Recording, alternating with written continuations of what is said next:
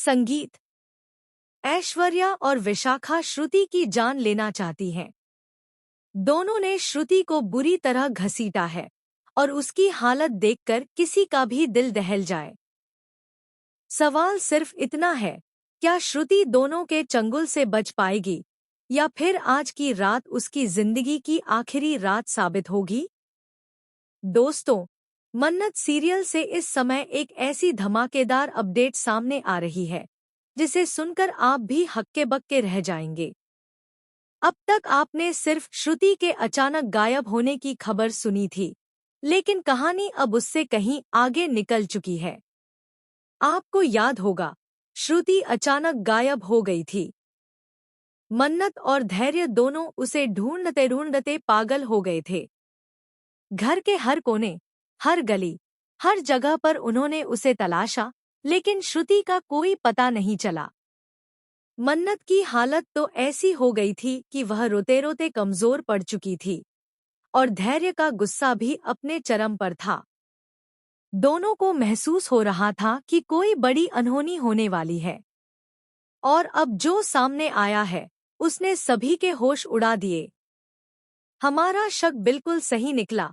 ऐश्वर्या और विशाखा ने मिलकर श्रुति को किडनैप किया था। लेकिन सबसे बड़ा झटका यह है कि श्रुति के अपहरण के पीछे सिर्फ दुश्मनी नहीं, बल्कि एक बेहद खौफनाक प्लान छुपा हुआ है।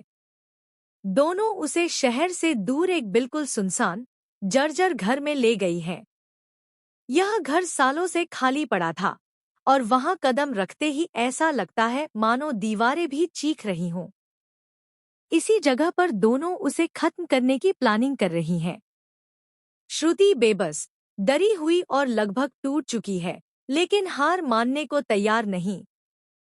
वह भागने की कोशिश करती है, चीखती है, दरवाजे पर मुक्के मारती है, पर ऐश्वर्या और विशाखा उसे पकड़कर फिर जमीन पर गिरा देती हैं और घसीटना शुरू कर देती हैं।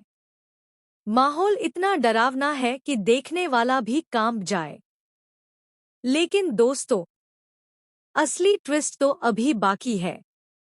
जब ऐश्वर्या और विशाखा श्रुति को मारने ही वाली होती हैं, तभी अचानक उस पुरानी हवेली के बाहर किसी के कदमों की आहट सुनाई देती है।